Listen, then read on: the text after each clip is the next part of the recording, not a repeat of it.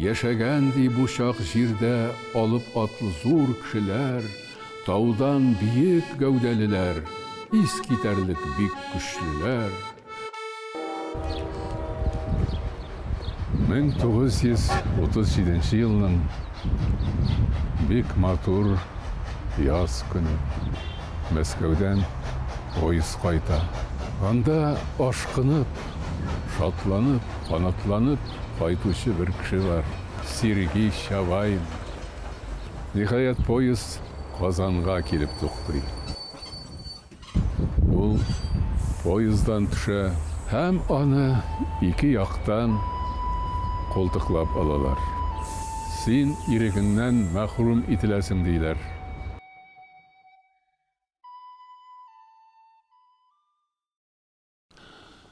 Сергей Чавайн Мари халкының әдәбиятын башлап җибәрүчеләрдән берсе.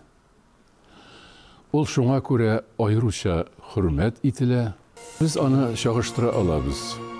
Осетин Кастахитагуров, Чуваш Константин Иванов, татарлар Габдулла Тукай, Мәҗит Гафури. Сергей Чавайн Мари әдәбияты өчен ул шундый символ, бик көчле, бик якты символ, якты йолдыз булып калды. Аларның гаиләләре шактый ярлы була. Шуңа күрә үз вакытында ул мәктәпкә дә бара алмый. Аны 12 яшендә генә әле әтисе Земский мәктәп дип атала. 2 еллык шул мәктәпкә укырга бирә. Анда ул үзен шул кадәр фикерле, өлгергән итеп күрсәтә. Менә бигрәк тә математиканы яхшы үзләштергән ул. Чавайнның анисе ул бик сәләтле кеше иде. Шундый мәгълүмат бар. Чавайнның йортына авылдашлар атнага бер тапкыр җыелышкан, анисенең хикәяләрен тыңлар иштәр өчен. Күп кешеләр син эшләргә бар, син эшлә белем алырга кирәк түгел дип шундый кагыйдәләр белән яшәгәннәр, торганнар, ләкин Чавай геләсе акыллырак булды. Аны әтисе 14 яшендә 1904 елны Казанга алып килә, чөнки ул вакытта ул туган Какшай өязе Казан губернасына керә. Казан алар өчендә баш кала, губерна үзәге дип санала. Биредә инде уку йортлары бик күп һәм шул исәптән марилар өчен укытучылар семинариясе эшли. Менә шушында китереп бирә, монда 4 ел укый ул. Чуашлар, марилар, мордвалар, удмуртлар, анда кергәннәр, югары сыйфатлы белемнәр алганнар. Чавайн 1905 елның 5 декабрендә аны Мари филологлары, әдәбиятчылары шулай дип әйтәләр. Мари телендә беренче язма шигырь яза. Ул ото, аларча, русча роща, татарча куаклык дип атала. Менә алар үзләренең шушы язма әдәбиятларын әлеге әсәрдән башлана дип күрсәтәләр. Иктамак ото улы мәмләмне ылышты. Шуга туды ото. Кугу ер сырышты. Он очень скучал по родной деревне. Вот так родилось его стихотворение, посвященное роще. Это образ родины Марийского края. Без торган якларда яш урман куера. Тоннарда сандугач жыр сибеп уяна. Жырына яфраклар, үленнәр куана. Саф шишмә сузыла якты кул ягына. Казанны фән үзәге, сәнгать үзәге буларак инде яратып калган була. Үзе өчен менә шушында яшәүнең зарурлыгын, тирәнтен аңлый. Аның Казанда укыган еллары илебездә революция күтәрелеше еллары, 5-7 елгы революция. Петербургтан кала, Мәскәүдән кала, Казан шушы революцион хәрәкәтләр аеруча көчле булган шәһәр. Сергей Шавайн bu училищеда белем алып, беренче чиратта әлбәттә ул рус һәм чит илләр әдәбиятлары белән танышып китте. Ул инде татарчаны да бераз яхшы белә, русчасы яхшы, үзенең туган телен әйбәтләп белә. Шуңа күрә биредәге җыелышларга, митингларга йөри. Хәтта ул безнең Хөсәен Ямашевның ялкынлы чыгыш ясавын тыңлый. Һәм әкренләп аңа да инде әнә шундый революцион фикерләр керә башлый. Һәм ул аларны үзенең әсәрләрендә яктырта башлый. Биектә җиһан өстендә уйларым минем оча. Бөркет кебек җилләр генә искән күкләрне коча. Яңгырый горур җырларым, анам миңа оч дигән. Җилләрдә дә талмый торган көчле канатлар биргән. Шавайн ул авылында туып үскән кеше өчен Казанда яшәү бу бик шундый әһәмиятле вакыйга иде. И Казан ул мәдәни үзәк дип бик яхшы тойган. Укуын тәмамлаган 1908 елда ул инде китап чыгарырлык дәрәҗәгә җитә һәм аның Мари тарихыннан дигән китабы чыга, анда 2 хикәясе һәм 4 шигыре урнаштырылган. Көчле дә син Мари халкы, күрсәт әйдә кодрәтеңне, син акыллы Мари халкы, исбатлап бир куәтеңне. Әлбәттә, ул аңлады Мари халкы өчен язарга, яшәргә кирәк дип. Именно в Казани он обрел псевдоним Чавайн. И этот псевдоним был напечатан в Марийском календаре, который начал издаваться тоже здесь у нас в Казани.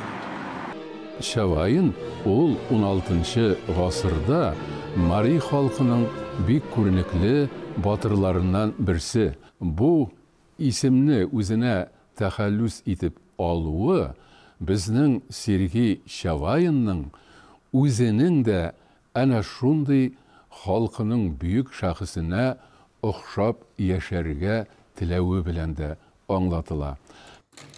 Төн карасын таратырмын, каршылыклар юк миңа, күкрәгемдә сүнми яна, халкым биргән ут миңа.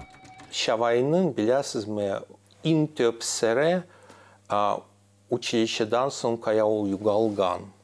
Шундый укымышлы егетне полиция һәр вакыт күзәтеп тора, һәм ул сизә көннәрдән бер көнне аңа гаепләр ташланыры мөмкин, һәм ул инде туган җиреннән читкәрәк китүне мәгъкүл күрә. Минемчә, ул армиядан курыккан кеше, чөнки без беләбез, зыялылар армияга каршы һаманда чыкканнар, бу гадәти хәл. Казакъстанга китеп, анда берничә ел балалар укыта, математика нигездә укыта ул. Сергей шул кадәр талантлы егет була, ул матур итеп җырлый, тавышы матур була аның, балалайкада уйный, гитарада уйнарга өйрәнә, һәм бигрәк тә ул скрипкада яхшы уйный. Шуңа күрә әнә шул Казакъстандагы Аральск дигән шәһәрдәге мәктәптә хәтта музыка дәресләрдә алып бара ул. Шундый дәлилләр бар, мәсәлән, авыл мәктәбендә эшләгән чакта ул балалар белән яшь кына сөйләште. Балалар аны бик яратканнар. Бала күңеле кешенең бөеклеген яхшы тоя, минемчә. Ләкин ул теләпчән укытучы. Урманнарны кичә торган булган алар атлап кына, имеш берсе шул имәнне чыккан чакта таптап кына, шалбар балагын йырткан ди, эләктереп ботагына. Шулай сөйләйде картлар, бу хәлинде күптән булган. Туган жер ул туган жер булып кала. Ул Мария җиренә кайтып, ул шул вакытта ул шундый иҗтимагый иҗади тормышка эләгә. 1920 елда Мари автономияле өлкәсе оеша. Һәм анда Юшкар кеше дигән газета оештыралар. Ул өлкә газетасы. Менә шунда ул башта әдәби хезмәткәр һәм 1 елдан инде редактор була. Ул менә Пушкин, Лермонтов, Рылеев, Некрасов әсәрләрен Мари теленә тәрҗемә итә, үзе дә иҗат итә. Эзленүче кеше иде. Бер урында утыра алмаган кеше. Ул һәр өлкәдә беренче булып чыкты. Беренче шагыйрь, беренче пьеса язучы, беренче хикая, аннан соң беренче повесть дезертировлак Мари телендә. Беренче роман Элнет. Бу бик беләсезме кызыклы үрнәк. Бер кеше, бер язучы, ул әдәбиятның төрле өлкәләрендә беренче булып калды. Ул беренче чиратта драматург. Без беләбез Шумит лес, урман шаулый, татарча әйтеп, дигән пьеса бар. Марийская рота дигән пьеса бар. Бу пьесаларның нигезендә тарих вакыйгалары. Төрле чарлардан ул илһам ала. Мәсәлән, Акпатыр дигән драма бу. Пугачев сугышларында катнашкан марияларга багышланган бу драма. Яңа авылларда яна колхоз тормышлары турында язылган пьесалар да бар. Ул тарих күзлегеннән бу әдәбиятка карый торган язучы. Башка финугор язучылар арасынан мин шундый тарихны аңлый торган шәхесләрне, язучыларны таба алмыйм шул вакытларда, шул чорларда. Сергей Шавайн Мари халкы өчен кадерле кеше. 20-нче гасыр башына кадәр Мариларда халык авыз иҗаты әлбәттә ул зур булган, бай булган. Бары тик сүз сәнгате дигәндә без шул фольклорны гына күздә тотабыз. Шавайн 30-нчы елларында ул шундый иҗади профессиональ бик зур күренекле уңышларга ирешкән. Әдәбият өлкәсенә ул үзен тапкан кеше. Аның иң зур әсәре Элнет дигән романы. Мари халкының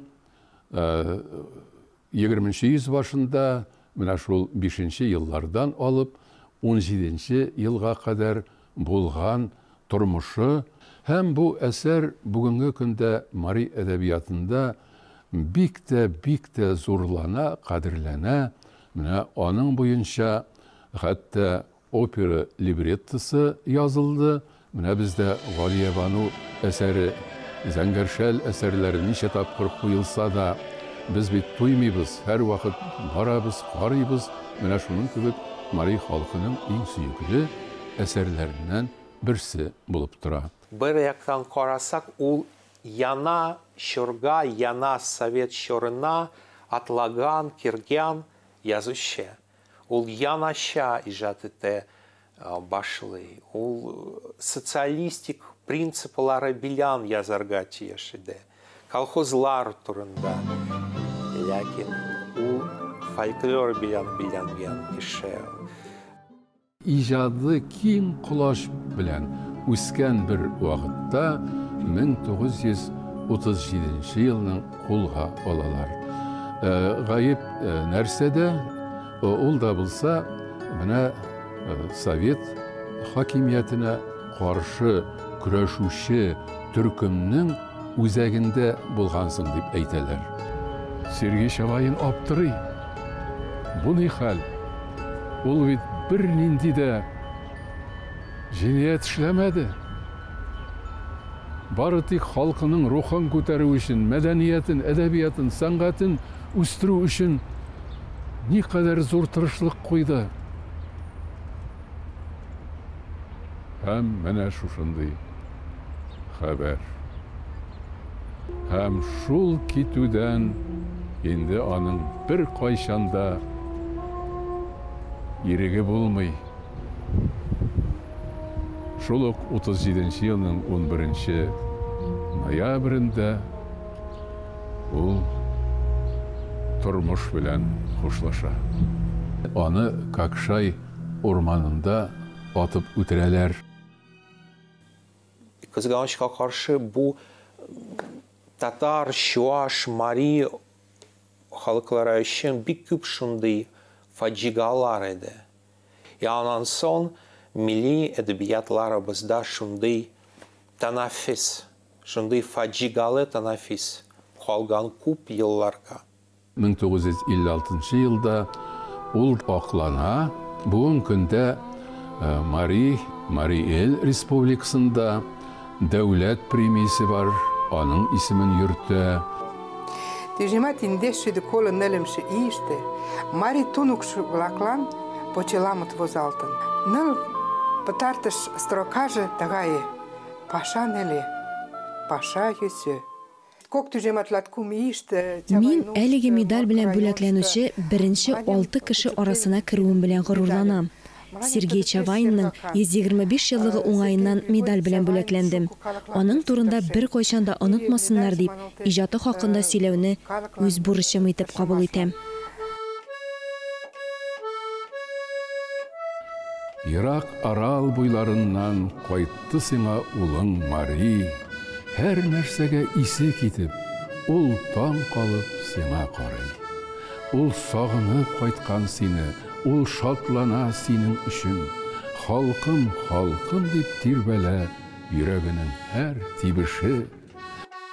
Безнең Казан педагогия институты 20-нче елларда Удмурт теле әдәбияты бүлегенә Сергей Чавайн тел һәм әдәбият буенча программалар төзүдә катнаша. Күп еллар дип әйтергә кирәк.